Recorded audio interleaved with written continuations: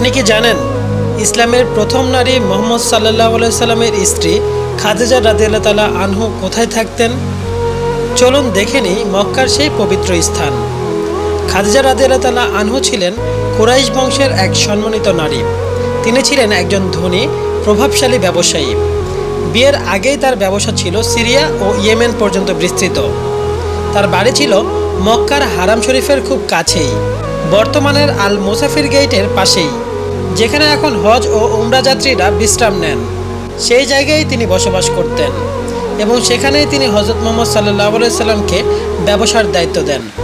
খুব শীঘ্রই তার সততা ও চরিত্র দেখে তিনি প্রস্তাব দেন বিবাহের। বিয়ের সময় খাদিজা রাদিয়াল্লাহু তাআলা আনহু ছিলেন 40 বছরের আর রাসূল সাল্লাল্লাহু আলাইহি সাল্লাম ছিলেন 25। তিনি 25 বছর রাসূল সাল্লাল্লাহু আলাইহি সাল্লামের পাশে ছিলেন এবং তিনিই প্রথম ইসলাম গ্রহণকারী নারী। এই স্থান এখন এক ইতিহাস। খাদিজা রাদিয়াল্লাহু তাআলা আনহু এর সেই বাড়ি আজ হারিয়ে গেলেও তার অবদান চিরন্তন। লাইক করুন থটস অফ শাকিল। ইসলামের ইতিহাস জানুন, হৃদয় দিয়ে ছুঁয়ে দেখুন।